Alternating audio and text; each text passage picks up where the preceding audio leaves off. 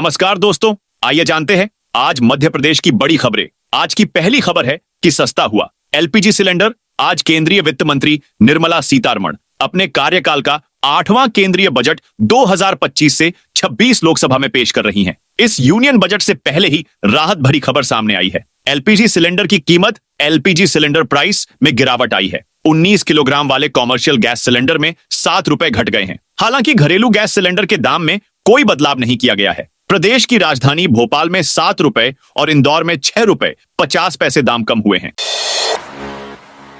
CM Mohan ने मुआवजा राशि बढ़ाई। प्रयागराज महाकुंभ में 28-29 जनवरी की दरमियानी रात हुई भगदड़ में करीब 30 लोगों की मौत की पुष्टि हुई है। इन मृतकों में मध्य प्रदेश के भी 5 लोग शामिल हैं। इसकी जानकारी खुद सीएम डॉ मोहन यादव ने सोशल मीडिया पर ट्वीट करके दी है। सीएम मोहन यादव ने एक्स पर ट्वीट करते हुए लिखा कि प्रयागराज महाकुंभ में हुए अत्यंत पीड़ादायक हादसे में मध्य प्रदेश के अब तक 5 श्रद्धालुओं की मृत्यु की पुष्टि हुई है। सभी 5 श्रद्धालुओं की असमय दुखद मृत्यु पर परिजनों को मुख्यमंत्री स्वेच्छानुदान से प्रदान की जाने वाली आर्थिक सहायता राशि 2-2 लाख से बढ़ाकर 4-4 लाख करने के निर्देश करता हूं। दुख की इस घड़ी में हमारी सरकार शोकाकुल परिजनों की हर संभव मदद के लिए प्रतिबद्ध है।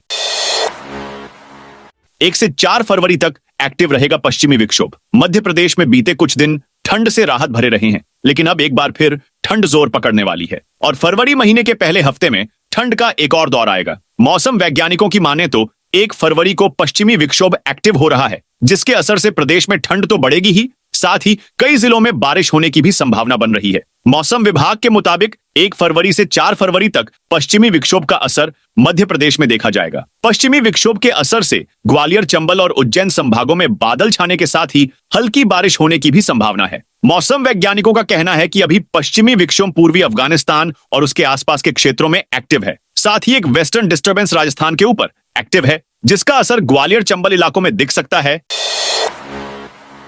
एमपी के 4 जिलों का बदलेगा नक्शा। मध्य प्रदेश के कई जिलों का नक्शा जल्द ही बदल जाएगा। प्रदेश के 4 जिलों की भौगोलिक और राजस्व सीमाओं में खासा परिवर्तन होगा। सुठालिया परियोजना के कारण यह बदलाव होगा, जिसमें 2 जिलों के कई गांव इधर से उधर होंगे। परियोजना के अंतर्गत गुना जिले के प्रभावित गांवों के परिवारों को राजगढ़ जिले में बसाने की तैयारी की जा रही है। हालांकि मधुसूदनगढ़ के पास की सुठालिया सिंचाई परियोजना से विस्थापित और प्रभावित किसानों को अब भी राहत नहीं मिल पा रही है। वे रोज किसी न किसी समस्या का सामना कर रहे हैं। एमपी में नया वेतन भत्ता नियम लागू। विधानसभा अध्यक्ष, उपाध्यक्ष एवं नेता प्रतिपक्ष अब अपना आयकर स्वयं भरेंगे। राज्यपाल ने वेतन भत्ता संशोधन विधेयक को हरी झंडी दे दी है। इसके पहले सीएम, मंत्रियों के मामले भी निर्णय हो चुका है। जब विधेयक पारित हुआ था तब तय हो गया था कि अध्यक्ष, उपाध्यक्ष और नेता प्रतिपक्ष के मामले में भी संशोधन विधेयक पारित किया जाएगा। इंदौर, देवास और राजगढ़ में 4 जगह आयकर की कार्रवाई। आयकर विभाग ने मप्र में नए तरीके की टैक्स चोरी पकड़ी है। इंदौर, देवास और राजगढ़ के जीरापुर में आयकर विभाग ने 4 ऐसे लोगों को गिरफ्तार किया है जो अफसर कर्मचारियों को टैक्स बचत का झांसा देकर उनके डॉक्यूमेंट्स लेते थे। इसके बाद गलत टैक्स रिफंड करवाते थे। अब तक इनसे 15 करोड़ की टैक्स चोरी का खुलासा हुआ है।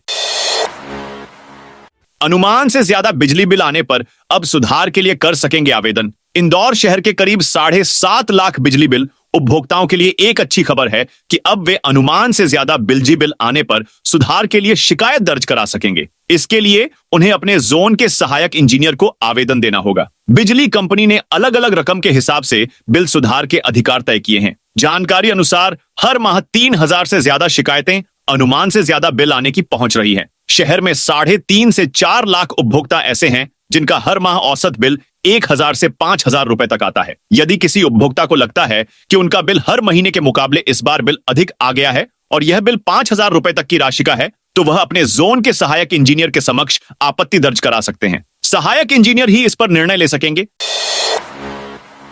देवास, इंदौर, भोपाल रूट पर टोल दरें 50% तक बढ़ी। देवास कांग्रेस नेताओं ने हाईवे पर बने टोल बूथ की दरों में वृद्धि का विरोध जताया है। उन्होंने बताया कि केंद्रीय सड़क परिवहन मंत्री नितिन गडकरी के 60 किलोमीटर के दायरे में एक से अधिक टोल बूथ नहीं होने के वादे के विपरीत देवास, इंदौर, भोपाल मार्ग पर केवल एकाधिक टोल बूथ कार्यरत हैं। शहर जिला कांग्रेस अध्यक्ष मनोज राजानी ने बताया कि नई दरों के अनुसार कारों के लिए टोल शुल्क 65 रुपए से बढ़कर 95 रुपए हो गया है। कॉमर्शियल वाहनों के लिए यह 105 रुपए से बढ़कर 150 रुपए और बस ट्रक के लिए 225 रुपए से बढ़कर 360 रुपए हो गया है।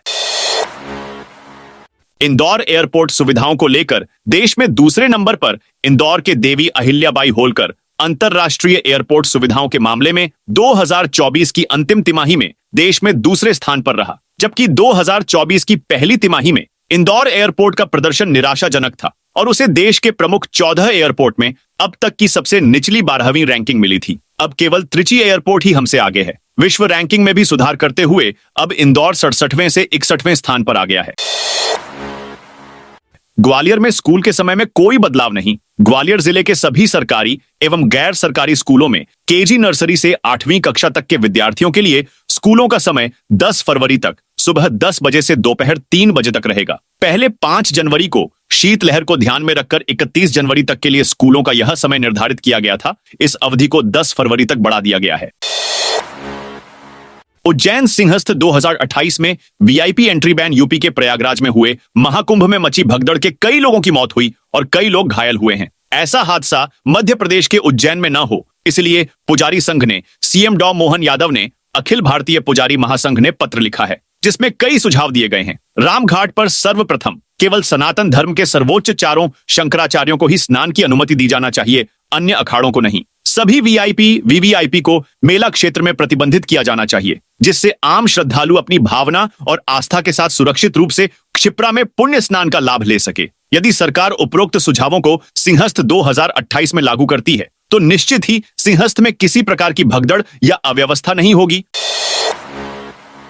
बजट में कपास पैदावार के लिए 5 साल का मिशन। देश की वित्त मंत्री निर्मला सीतारमण अपने कार्यकाल का 8वां यूनियन बजट 2025 से 26 लोकसभा में पेश कर रही है। इस दौरान वित्त मंत्री ने कपास की पैदावार बढ़ाने का ऐलान किया है। इसके लिए सरकार ने 5 साल का मिशन तय किया है। इस मिशन से देश का कपड़ा उद्योग मजबूत होगा। इसका फायदा मध्य प्रदेश के लोगों को भी मिलेगा। देश में मुख्य कपास उत्पादक राज्यों में मध्य प्रदेश का नाम भी शामिल है। बता दें कि मध्य प्रदेश का निमाड़ मालवा क्षेत्र कपास उत्पादन के लिए जाना जाता है। यहां कपास को सफेद सोने के रूप में भी लोग पहचानते हैं।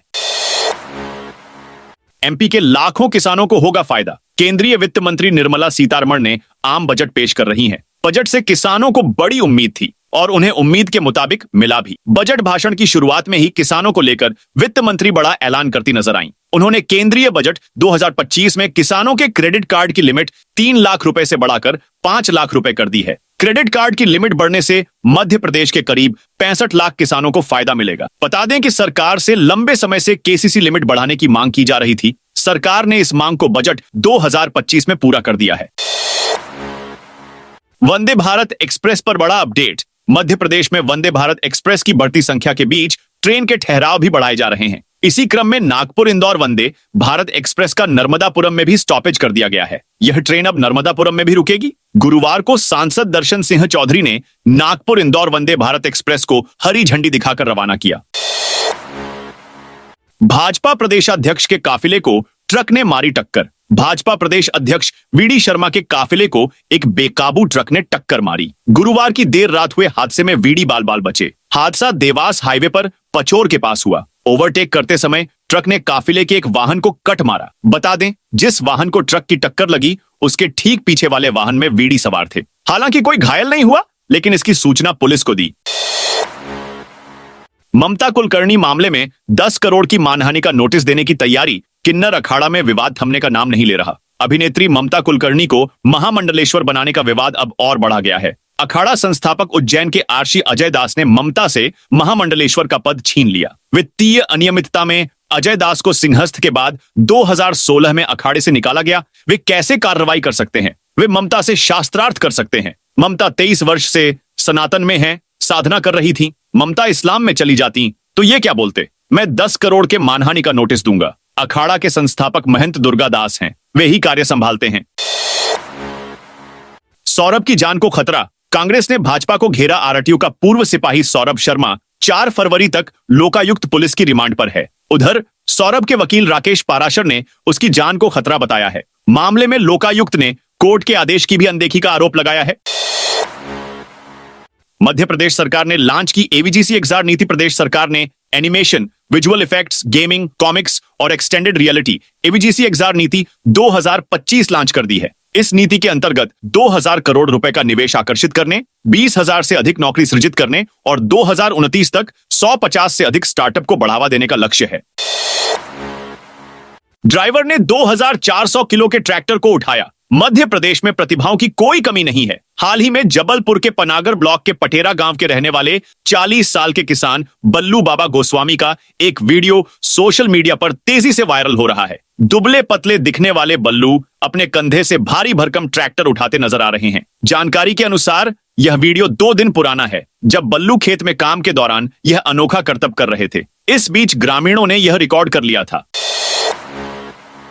इंदौर में सोने चांदी में रिकॉर्ड तेजी। इंदौर में सोने की कीमतों ने नया रिकॉर्ड बनाते हुए 84,000 रुपए प्रति 10 ग्राम का स्तर पार कर लिया। एक दिन में सोने में 1,000 रुपए की तेजी दर्ज की गई। वहीं चांदी में भी जबरदस्त उछाल देखने को मिला, जहां चांदी चौरसा नकद में 600 रुपए की बढ़त के साथ 93,700 रुपए प्रति किलो पर पहुंच गई। आरटीजीएस में चांदी 94,900 रुपए प्रति किलो के उच्चतम स्तर पर कारोबार कर रही है। बिना अनुमति के बने 3 मकानों पर हुई कार्रवाई। वार्ड क्रमांक 3 विराटनगर आजाद नगर पर शुक्रवार को नगर निगम की टीम द्वारा पुलिस प्रशासन की मौजूदगी में अवैध निर्माण पर कार्रवाई करते हुए अवैध मकानों को तोड़ा गया। विराटनगर में 2 निर्माणाधीन मकान के प्लिंथ कार्य को तोड़ा गया। साथ ही आजाद नगर में शाकिर लाला पिता अबीरुर रहमान के मकान को तोड़ने की कार्रवाई की गई। इस बीच मकान मालिक और परिजनों द्वारा विरोध जताया गया, जिस पर पुलिस प्रशासन और अधिकारियों ने हस्तक्षेप कर कार्रवाई को पूरा करवाया। जून में शुरू हो सकती है पहली फ्लाइट। राजा भोज एयरपोर्ट पर पहली इंटरनेशनल फ्लाइट जेद्दा के लिए नहीं, बल्कि जेद्दा के लिए उड़ान भरेगी। पहले इंडिगो ने जेद्दा के लिए फ्लाइट शुरू करने का प्लान बनाया था, लेकिन सर्वे के बाद कंपनी का कहना है कि शहरवासी सबसे ज्यादा उम्रा करने के लिए सऊदी अरब के जेद्दा जाते हैं। इन्हीं डेटा के आधार पर कंपनी जून में पहली इंटरनेशनल फ्लाइट शुरू कर सकती है। सोशल मीडिया पर धार्मिक भावनाएं भड़काने वाले पर एफआईआर। श्योपुर में धार्मिक भावनाओं को आहत करने के मामले में कोतवाली पुलिस ने विश्व हिंदू परिषद वीएचपी के नगर सत्संग प्रमुख सुरेश लोधा की शिकायत पर एक युवक के खिलाफ एफआईआर दर्ज की है। आरोपी राजू मेवाती ने अपने फेसबुक अकाउंट पर एक विवादास्पद पोस्ट शेयर की थी। पोस्ट में दावा किया गया था कि श्योपुर में 2 हिंदू युवक मुस्लिम धर्म अपनाना चाहते हैं। इस पोस्ट को देखकर समाज के कई लोगों की धार्मिक भावनाएं आहत हुई।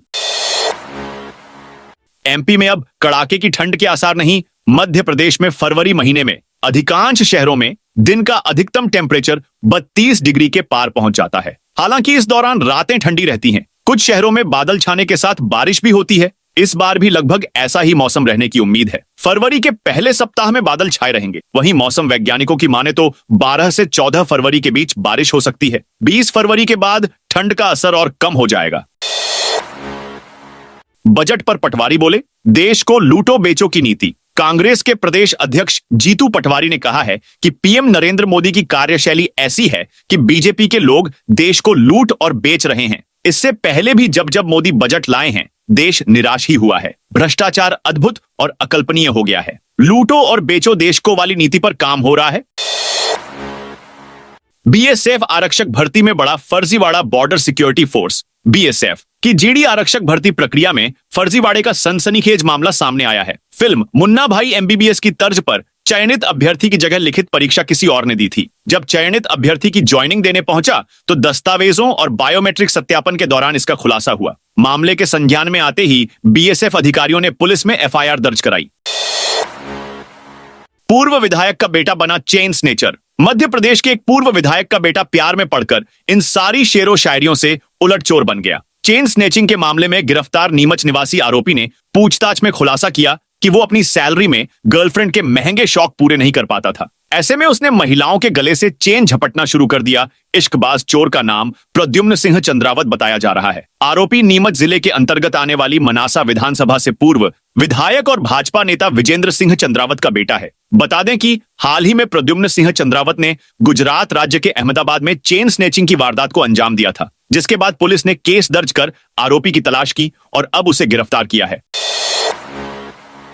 आगरा इंदौर रूट पर वेस्टर्न बाईपास के लिए जमीनों का अधिग्रहण शुरू। मध्य प्रदेश के ग्वालियर से बड़ी खबर सामने आई है, जहां आगरा इंदौर रूट पर प्रस्तावित वेस्टर्न बाईपास के लिए जमीनों का अधिग्रहण शुरू कर दिया गया है। इस बाईपास के लिए एनएचएआई द्वारा 28.8 किलोमीटर लंबे इस बाईपास के लिए 15 गांव की 110 हेक्टेयर जमीन अधिग्रहित करने की अधिसूचना जारी की गई है। तो दोस्तों, ये थी आज मध्य प्रदेश की बड़ी खबरें। आप इस वीडियो को अभी कौन से जिले से देख रहे हैं, उस जिले का नाम जरूर बताइए।